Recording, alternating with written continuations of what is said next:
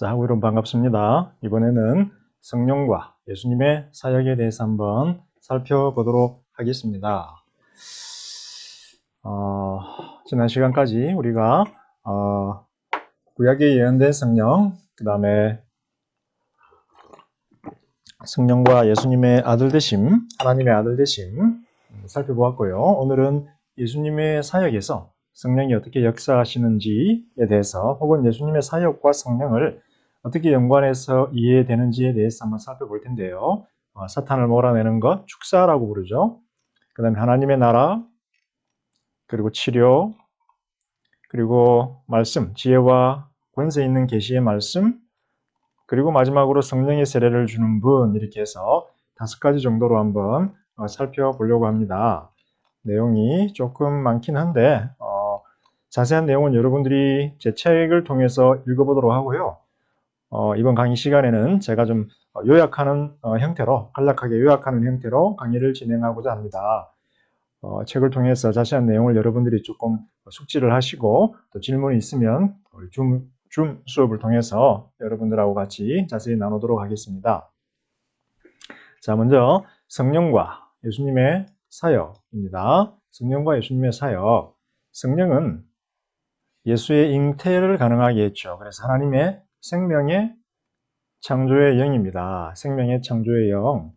아담의 경우도 흙으로 사람을 지으시고 코에다가 하나님께서 바람을 생명의 기운을 훅 불어넣으셨죠. 마찬가지로 예수님도 잉태하실 때 이 땅에서 그의 생명을 가능하게 하신 분으로 하나님의 생명의 창조의 영인 성령이 기능을 했습니다. 그래서 이게 첫 번째 하나였고요.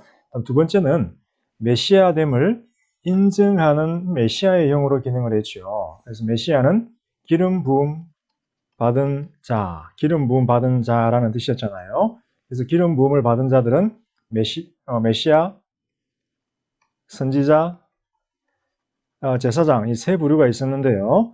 일단 선지자나 제사장은 예수님에게 적용되기가 조금 그렇고, 기름 부음 받은 자들 중에서도 이스라엘의 전통에서 예수님 당시에 가장 중요했던 자는 바로 메시아였습니다. 그래서 이사야서 61장 1에서 2절 우리가 배웠죠. 하나님의 영이 그 위에 머물러 있다라는 거죠. 그래서 하나님의 영이 그 위에 머물러 있는 자가 바로 메시아다. 그래서 그때 성령은 메시아의 영, 메시아임을 증명하는 영으로 기능한다라는 거였죠. 그래서 예수님이 탄생하실 때 성령께서 성령을 통해 잉태하셨고, 요건 언제 발생했나요? 세례받을 때. 예수님께서 세례받을 때에 성령이 하늘로부터 비둘기의 모양으로 내려오셨고, 하나님께서 이는 내 사랑하는 아들이다, 메시아다, 입증을 하셨습니다. 그리고 이제 세 번째로 오늘 우리가 살펴보게 될 것은 그의 사역에 동반한 하나님의 능력 있는 임재, 하나님의 능력 있는 임재를 상징하는 성령이다라는 거죠. 그래서 사사기, 여러분 기억하시면 사사들 중에서 삼손과 같은 사사, 하나님의 영이 그의 위에 임하니까 갑자기 힘이 불끈불끈 솟아서 암사자를 찢어 죽여버렸죠. 그리고 엘리사, 이런 선지자들을 보게 되면은 기적을 막 베풀었습니다. 그래서 하나님의 능력 있는 임재로 예수님의 사역에 동반한 성령, 기적들을 베풀죠. 그리고 말씀, 선지자들을 보면 기적뿐만 아니라 말씀도 전하잖아요. 그래서 이런 내용들이 있습니다. 그래서 오늘은 세 번째를 다뤄보겠다라는 거죠. 자, 첫 번째, 사탄을 몰아내심. 굉장히 중요합니다. 빙빙 돌아가네요. 굉장히 중요한데, 예수님께서 광야로 갑니다. 세례 받으신 후에 성령이 내려오시고 성령께서 예수를 광야로 데리고 갑니다. 그리고 40일 동안 시험을 받으신 후에, 금식하신 후에 사탄에 의해서 시험을 당하시죠. 그때도 사탄이 등장을 하죠. 그 다음에 그 시험을 물리치신 다음에 예수님께서 이제 고향으로 돌아오십니다. 그래서 첫 번째, 가버나움에서 첫 번째 기적을 행하시는데요. 그때 뭐냐면은 귀신 들린 자를 고칩니다. 그래서 마가복음 1장 12, 28절이죠. 귀신 들린 자를 고치는데, 네, 한번 살펴볼까요? 우리가 잠깐 한번 살펴보도록 하겠습니다. 예, 마가복음 1장 12절. 자, 여기 보시면은 성령이 곧 예수를 광야로 몰아내시죠. 그 다음에 광야에서 40일을 계시면서 사탄에게 시험을 받으셨어요. 그 다음에 이제 갈릴리로 돌아오십니다. 예수님께서 하나님의 복음을 전파를 하지요. 하나님의 나라가 가까이 왔다. 회개하고 복음을 믿어라 하셨어요. 그 다음에 이제 제자들을 부르신 다음에 여기 보시면은 더러운 귀신 들린 사람을 고칩니다. 가버나움으로 들어가세요. 가버나움으로 들어가셔서 안식일에 회당에 들어가시는데 사람들이 그래요. 그의 교훈에 놀라면서 그가 가르치는 것이 권위가 있다. 서기관들과 같지 않다. 그러니까 말씀에 성령이 동방되니까 말씀에 권위가 드러났다는 거예요. 권위 있는 말씀. 이게 굉장히 중요하죠. 근데 마침 그들의 첫 번째, 성령의 임재한 증거, 말씀, 권위 있는 말씀. 두 번째, 마침 그들의 회당에 더러운 귀신 들린 사람이 있어요. 왜 귀신 들린 사람이 회당으로 왔는지는 모르겠지만 교회에도 귀신 들린 사람들이 간혹 와요. 근데 이 사람이 소리를 질러요. 귀신이 소리를 지르는데 뭐라고 소리 지르냐면 나사렛 예수요. 우리가 당신과 무슨 상관이 있습니까? 우리를 멸하러 왔습니까? 나는 당신이 누구인지를 압니다. 당신은 하나님의 거룩한 자, 메시아죠. 하나님의 거룩한 자, 메시아, 거룩한 자, 메시아라는 뜻이죠. 구분된 자, 거룩은 구분된 자니까 당신은 하나님의 거룩한 자, 메시아입니다. 예수께서 잠잠하고 그 사람에게서 나오라 하니 더러운 귀신이 경련을 일으켜 큰 소리를 지르며 나왔어요. 그러면서 사람들이 이는 어찌미냐? 권위 있는 새 교훈이다. 권위가 있다는 거예요. 귀신들도 그에게 순종한다는 거예요. 권위가 있다는 거예요. 그의 말씀에. 명령하니까 순종을 한다는 거예요. 권위 있는 말씀. 그리고 권위 있는 말씀 때문에 귀신들이 쫓겨난다는 거예요. 축사의 기적이 일어났다는 거예요. 그래서 더러운 귀신 들린 사람 고치는 것이 바로 첫 번째 예수님이 행하신 기적이었다라는 거죠. 그런데 그게 그뿐만이 아니에요. 그뿐만이 아니고 이제 시몬의 장모가 열병으로 누워 있어요. 열병으로 누워 있는데 예수님이 손을 잡아 일으키니 열병이 떠나요. 병을 고치시죠. 병 고치심. 성령의 세 번째 사역이죠. 예수를 통한 사역. 그 다음에 보세요.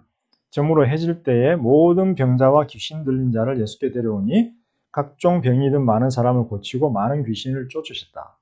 근데 귀신들이 자기를 알므로 말하는 것을 허락하지 않았다. 그래서 축사, 말씀, 능력 있는 말씀, 그 다음에 축사, 귀신을 쫓아내는 거, 그 다음에 병고침. 이렇게 세 가지가 진행이 되고 있다는 거죠. 그래서 축사, 첫 번째 기적은 귀신을 쫓아내는 거였다라는 겁니다.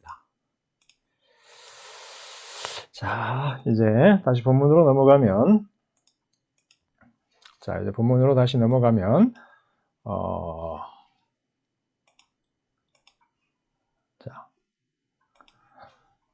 광야에서 돌아오신 후 첫 번째 행한 기적은 가버나움에서 귀신 들린 자를 고치는 거였고 베드로의 장모를 고친 후에 그 집에서 수많은 귀신 들린 자들을 고치셨어요. 그래서 사탄을 몰아내는 것. 귀신들은 사탄의 수족들이잖아요. 그래서 굉장히 이게 중요한 예수님의 사역이었다. 그래서 가버나움을 포함한 예수님의 고향 갈릴리에서의 사역은 한마디로 두 가지로 요약이 될 수가 있습니다. 첫 번째는 하나님 나라에 관한 말씀을 전하는 일이고 두 번째는 귀신을 쫓아내는 거였어요. 그래서 말씀을 전하는 것, 귀신들을 쫓아내는 것. 근데 말씀에는 뭐가 동반됐어요? 권세가 동반됐다는 거죠. 그럼 하나님 나라가 뭘까라고 여러분들이 의문을 품을 수 있어요. 이 부분에 대해서는 잠시 후에 한번 나눠보도록 하겠습니다. 그런데 이러한 사역이 예수님에게만 그친 것이 아니라 예수님의 제자들에게도 동일하게 진행이 됩니다. 그래서 마가복음 3장 13절, 14절에 보게 되면 예수님께서 제자들에게 제자들을 세우세요. 제자들을 세우면서 뭐라고 이야기할까요? 3장 자, 여기 보시면 산에 오르사 자기가 원하는 자들을 부르시니 이에 12를 세우셨어요. 그 다음에 자기와 함께 있게 하시고 보내사 전도도 하며 복음을 전하는 거죠. 전도, 에반겔리온, 복음을 전하는 것. 그 다음에 귀신을 내쫓는 권능도 가지게 하려 하셨다라는 거예요. 그래서 12제자를 세운 이유가 전도, 복음의 말씀을 전하는 것, 그 다음에 귀신을 내쫓는 권능을 가지게 하는 것이었다라는 거죠. 그래서 예수의 제자들도 말씀을 전하는 일에, 그 다음에 예수의 권세로 귀신들을 쫓아내는 일에 부름을 받았어요. 이게 제자들이 할 일이다. 말씀을 전하고 귀신을 쫓아내고 하나님의 능력 있는 임재, 성령의 임재를 드러내는 일이다. 자, 마가복음 3장 22절 30절에 보게 되면 바알세불 논쟁이라고 하는 장면이 등장을 해요. 자, 이게 뭐냐면 예수님이 귀신을 쫓아내요. 예수님이 귀신을 쫓아내니까 바리새인과 서기관들이 그렇게 이야기를 해요. 예수님이 사탄의 왕 바알세불을 통해서 귀신을 쫓아낸다. 사탄의 왕 바알세불을 통해서 귀신을 쫓아내니까 예수님은 사탄과 한편이다 라고 이야기를 해요. 그러니까 예수님께서 뭐라고 이야기하시나요? 성령에 대한 모독은 용서받을 수 없다. 내가 귀신을 쫓아내는 것은 사탄의 왕 바알세불을 통해서가 아니라 성령을 통해서다라고 이렇게 말씀을 하세요. 사탄의 왕 바알세불을 통해서 내가 귀신을 쫓아내면 귀신과 사탄이 같은 편인데 얘네들이 싸우면 그 나라가 서지 못한다. 그래서 내가 성령을 통해서 귀신을 쫓아낸다라고 말씀을 하세요. 사람들은 우리는 흔히 여기 보죠. 예수님이 귀신을 쫓아내는 것이 예수님이니까 그러겠지라고 생각을 하지만 예수님께서는 예수님이니까 내가 할 수 있는 것이 아니라 성령을 통해서 한다라고 이렇게 얘기를 하시죠. 자, 여기 보면은 바알세불이 집혔다. 귀신의 왕을 힘입어 귀신을 쫓아낸다 하니까 예수님이 만일 나라가 스스로 분쟁하면 설 수 없고 분쟁하면 집이 설 수 없고 망한다. 그래서 사람이 먼저 강한 자를 결박하지 않고는 강한 자의 집에 들어가 세간을 강탈하지 못한다. 즉 귀신의 왕 바알세불을 결박한 후에야 내가 귀신을 쫓아낼 수 있다라는 거죠. 근데 예수님이 재밌는 말을 해요. 사람의 모든 죄와 모든 모독하는 일은 사하심을 얻지만 누구든지 성령을 모독하면 사하심을 얻지 못한다. 왜 갑자기 성령을 모독하는 자 이야기가 나오나요? 그것은 지금 예수님이 귀신을 쫓아내는 것, 축사의 기적을 행하셨는데 서기관들은 바알세불을 통해서 한다 그래요. 그러니까 예수님이 아니다라는 거예요. 그러면서 성령을 모독하지 마라라는 거예요. 왜? 내가 귀신을 쫓아내는 것은 성령을 통해서 하고 있기 때문이라는 거예요. 성령을 통해서 내가 귀신을 쫓아냈는데 서기관들이 예수님이 바알세불, 귀신의 왕을 통해서 귀신을 쫓아낸다라고 하는 거예요. 그러면 이 사람들이 서기관들은 어떤 죄를 범하게 되는 건가요? 예, 이 사람들은 성령을 바알세불과 동일시하는 죄를 범하게 되는 거예요. 예수님은 성령을 통해서 귀신을 쫓아냈는데 바알세불을 통해서 그가 귀신을 쫓아낸다라고 이야기하니까 이 사람들은 서기관들은 성령과 바알세불을 동일시해버리는 죄를 범하는 거예요. 그래서 그거는 바로 성령을 모독하는 죄다라는 거예요. 사함을 받지 못하는 죄. 근데 귀신은 뭐예요? 영이잖아요. 영, 악한 영. 귀신은 악한 영이잖아요. 악한 영. 바알세불도 그렇고 악한 영이잖아요. 사탄은 악한 영이잖아요. 성령은 뭐예요? 거룩한 영이에요. 그런데 이 사람들은 예수님이 더러운 귀신이 들렸다. 즉 예수님 안에 악한 영이 있다라고 그들은 생각하는 거예요. 그러니까 예수님이 뭐라 그래요? 너네는 성령을 모독하는 죄를 범하고 있어. 왜? 내 안에 있는 분은 거룩한 영인데 너네가 이 거룩한 영, 성령을 악한 영이라고 부르니까 너네는 성령을 모독하고 있다는 거예요. 자, 여기서 제가 강조하고 싶은 것은 뭐다? 축사, 귀신을 쫓아내는 일은 누구를 통해서 한다? 성령을 통해서 한다는 거예요. 예수님이 하나님의 아들이기 때문에 귀신을 쫓아낼 수 있는 것이 아니라 물론 그렇기도 하지만 성령을 통해서 하나님의 능력 있는 임재, 능력 있는 영이신 성령을 통해서 예수님이 귀신들을 쫓아내고 있다라는 거예요. 그래서 성령을 통한 축사이다라는 거죠.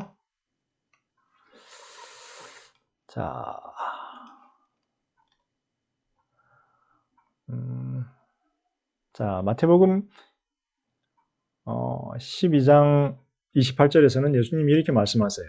마태복음 12장 28절에서는 뭐라고 말씀하시냐면 내가 하나님의 영으로 마귀들을 쫓아내면 하나님의 나라가 이미 너희 가운데 임했다라고 이야기를 해요.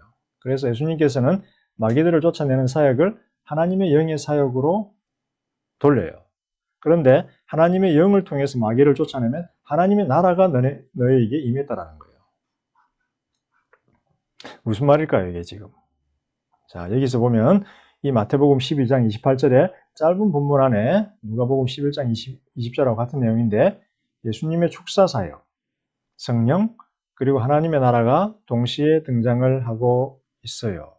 동시에 등장을 하고 있는데, 그럼 여기서 보면 하나님의 나라는 뭘까요? 하나님의 나라와 대치되는 것은 사탄의 나라, 그 다음에 하나님의 나라 이렇게 등장을 하는데, 사탄은 귀신들을 통해서 사람들을 통치하고 있다. 그런데 하나님의 나라는 이 사탄을 결박을 하고 귀신들을 쫓아낸 다음에 사람들이 있겠죠. 사람들이 이 통치를 받다가 이제는 하나님의 통치를 받는다. 이 통치를 받다가 이 통치를 예수님께서 끊어버리고 하나님의 통치를 받게 한다. 그게 바로 하나님의 나라다. 근데 여기서 이 사역, 하나님의 나라를 이루는 사역은 누가 한다? 예수님이 했지만 사실은 예수님에게 임한 하나님의 영이 한 거죠. 그래서 성령을 통해서 마귀를 쫓아내면, 예수님이 성령을 통해서 마귀를 쫓아내면 하나님의 통치가 그에게 임한다. 그래서 성령으로 충만해진 예수님은 바로 하나님의 임재를 의미하고 하나님의 통치를 의미한다라는 거죠. 예수는 자신에게 임한 하나님의 영의 능력을 인식하고 있어요. 예수님은 자신의 하나님의 아들로서의 권위로 귀신을 쫓아내고 병을 고치는 것이 아니라 하나님의 영의 능력을 통해서 귀신을 쫓아내고 병을 고치고 있어요. 그런데 성령을 통해서 세상의 나라들과 영광을 소유한 강한 자 사탄, 이 사람은 예수님 시험할 때 어떻게 했어요?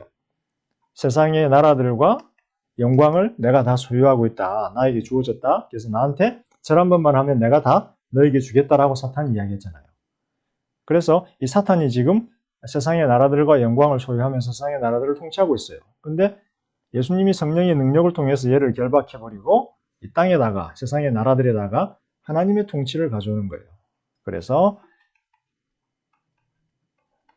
성령이 임한 예수 메시아, 그리스도의 사역이 바로 하나님 나라를 이 땅에 이루는 사역이다라는 거죠. 그래서 하나님의 나라는 성령이 임한 예수 메시아의 통치가 바로 하나님의 나라를 의미한다라는 거예요.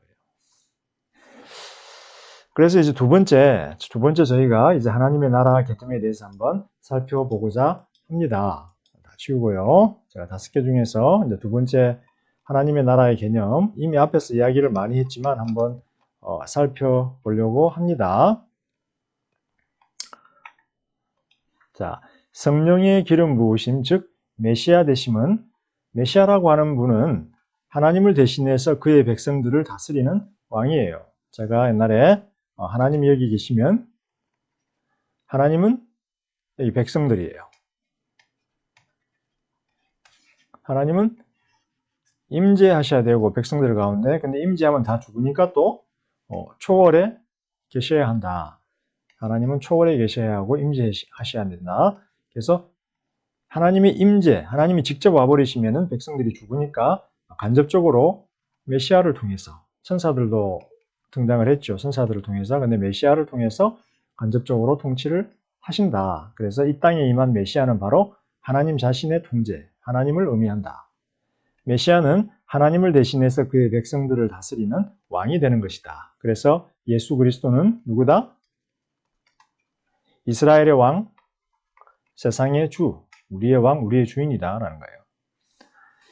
그래서 하나님이 이 땅에 와서 다스려야 되는데, 하나님의 나라라고 하는 것은 하나님의 통치죠. 하나님의 나라나 하나님의 통치가 같은 말인데, 하나님의 통치는 예수의 사역을 통해서 이 땅에 임합니다. 그래서 예수님이 우리 가운데 통치하실 때 하나님의 나라가 우리 가운데 임한다는 거죠.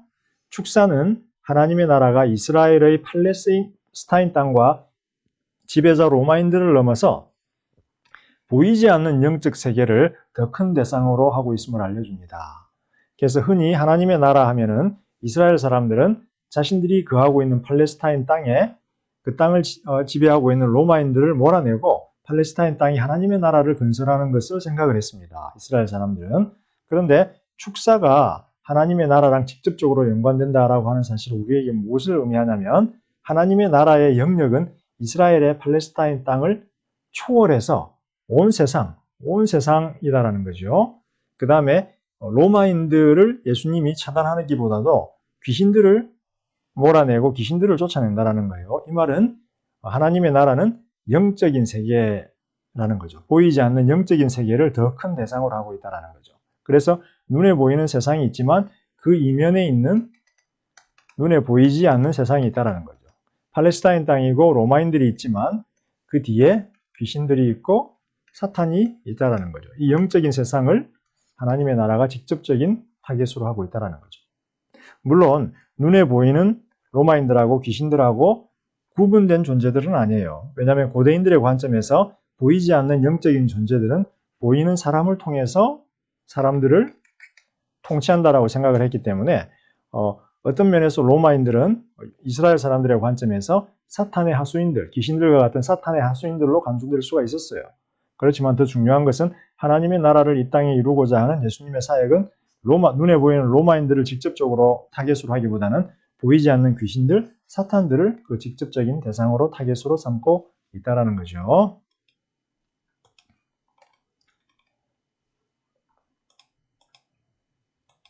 자, 예수님이 부활하신 후 예수님은 40일 동안 하나님 나라에 대해서 가르칩니다. 그래서 예수님이 목요일이죠. 십자가에 달려 죽고 부활하셨어요. 그 다음에 승천하시는 동안에 40일이 걸렸습니다. 하늘 올라갈 때 사도행전 1장에 따르게 되면 그럼 이 40일 동안 예수님은 뭘 하셨을까요? 제자들하고 파티만 하셨을까요? 부활한 후 예수는 40일 동안 제자들을 가르치셨어요. 그런데 그 가르침을 한마디로 하나님 나라라고 이야기를 합니다. 하나님 나라. 자, 이 본문이 사도행전 1장 3, 8절에 등장을 하는데 같이 한번 보도록 하죠.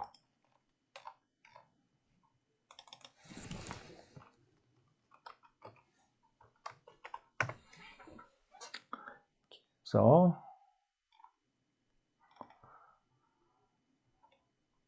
자, 여기 보면 성령으로 명하시고 승천하신 날까지 이를 이제 기록하였어요. 자, 이제 고난 받으신 후에 또한 그들에게 확실한 많은 증거로 친히 살아계심을 부활을 보이시고 40일 동안 그들에게 보이시며 하나님 나라 일을 말씀하셨어요. 40일 동안 하나님 나라를 가르치셨어요. 근데 이제 그들이 뭐라고 이야기해요? 주께서 이스라엘 나라를 회복하심이 이때입니까? 이제 이스라엘 나라를 팔레스타인 땅에 회복하십니까? 라니까 예수님이 때와 시기는 아버지의 고난에 두시니 너희가 알 바가 아니고 성령을 기다리라. 성령을 기다리라. 아까 성령이 임한 메시아를 통해서